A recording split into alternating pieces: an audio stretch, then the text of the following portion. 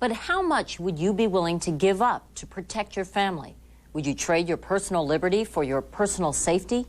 That's the trade-off people in one apartment complex in San Francisco are already facing. A trade-off that could be the wave of the future.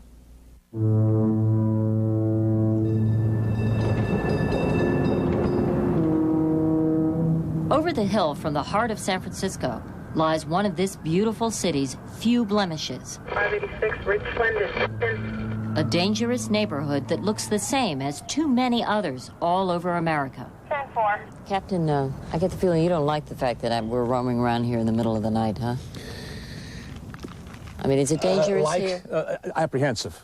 Very apprehensive. That's why it's Saturday night at 2 a.m. And for Captain Harlan Wilson, it's business as usual in the Sunnydale housing projects. How dangerous is it here on a given night? Just had a homicide a little while ago. 3 out of 14, Edward.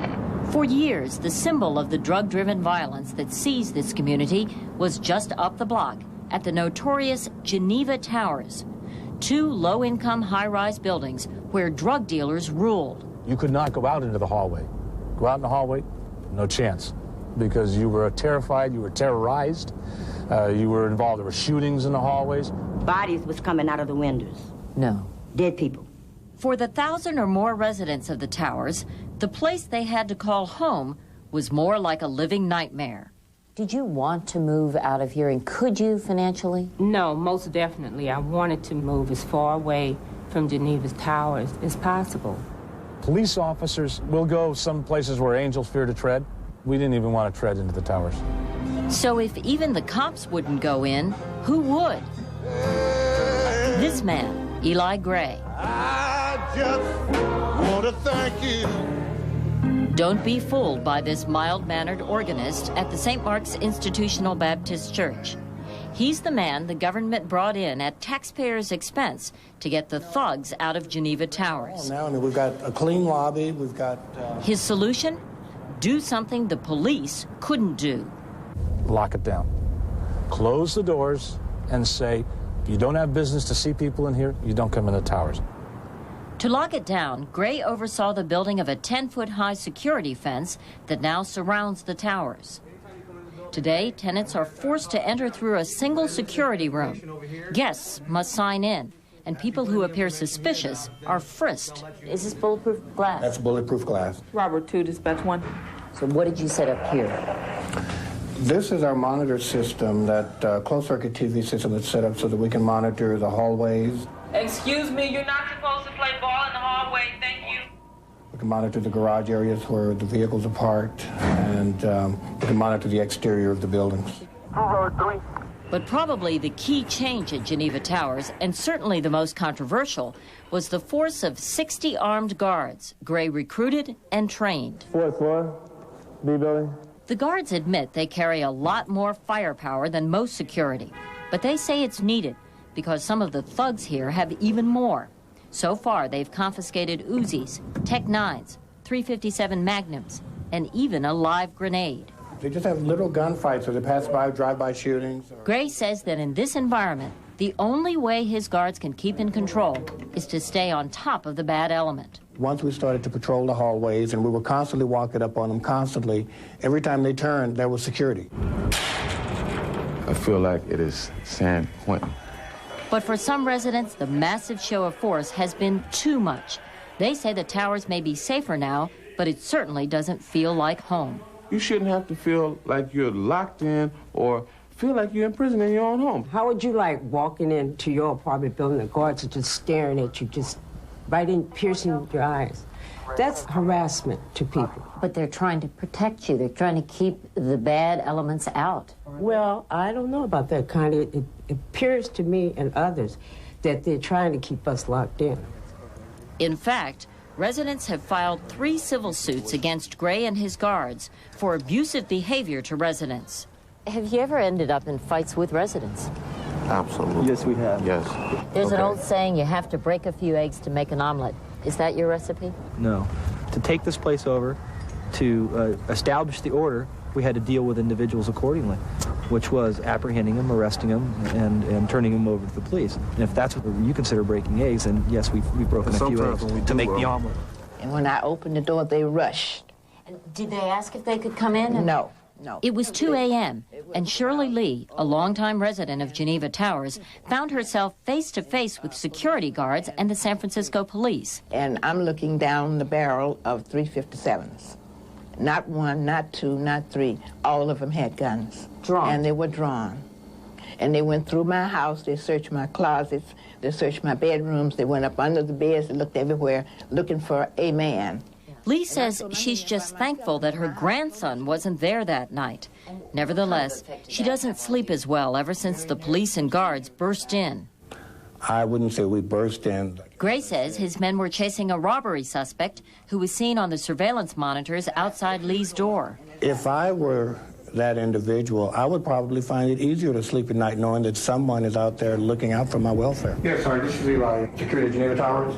While we were at the towers, there was a shooting just 3 blocks away. A shooting at Sunnydale and Hahn. In the old days, the suspects might have come here. But today, Gray and his guards made sure they stayed away. The guys are dispersed. They're gone.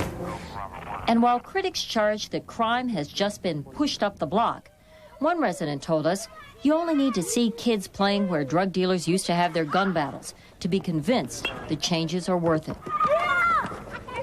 Police statistics agree. They show a remarkable drop in crime at the towers. Assaults with a deadly weapon are down 93%, and shootings have been cut in half. So the kids can actually play out here now? Sure they can. Oh, yeah. We have football teams, baseball teams, baseball, softball, champions, actually. And champions, and they win, too. On this day, Geneva Towers' new youth baseball team won the city championship. 1, 2, 3. What rights are you willing to give up in order to have a safe environment here? I don't think that we are actually giving up rights. Because nowadays, I don't think nothing, no measure that I would want to take to be safe. You mean you'll do anything to be safe? Sure.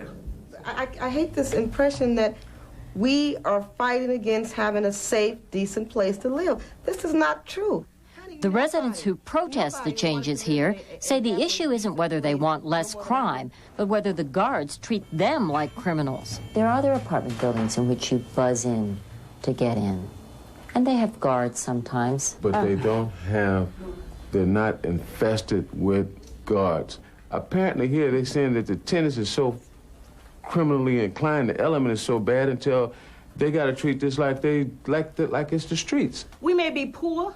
We may be underclass, if you want to call it, but we have brains, we have intelligence, most of all, we have feelings. And I would love for my children to have the freedom, the decent human beings that they are, to come and go in my home. We have been through a lot. Truthfully, would you want to live here? No. I would never put myself in the situation where I'd have to live here. I'm a responsible, respectable, productive member of society. Therefore, I don't need public assistance. I can stand on my own. You don't have much respect for the people who do have to live here. Oh, I have a lot of respect for the people who do have to live here because they've put up with a lot. There you go.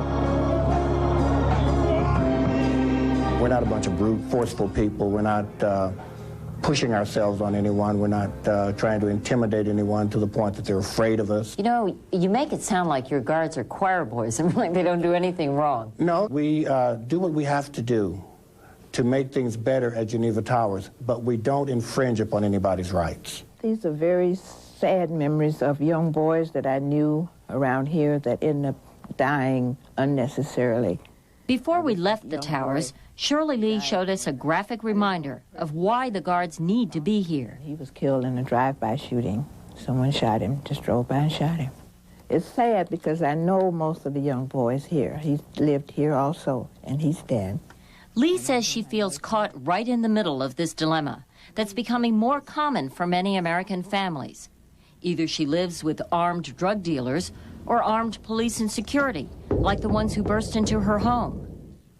That's a question I've been asking myself ever since that happened to me. Should I feel lucky or should I feel unlucky about what happened to me? At that time, I did not feel lucky. I felt bad. Does it seem right to you that you have to live in an ultra-secure apartment? That's the price I have to pay for being low income and not having the means to live somewhere that is secure, where I don't have to have guards walking around. You think these days are over? Hopefully. I hope they are.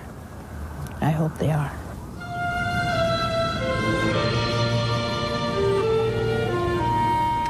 What's happened at Geneva Towers is being studied by the government and could eventually be tried elsewhere. But the issue of privacy isn't the only concern. There's the cost. The same setup for residents in Chicago's public housing alone could run $180 million the first year. Crime may not pay, but it's expensive. Next.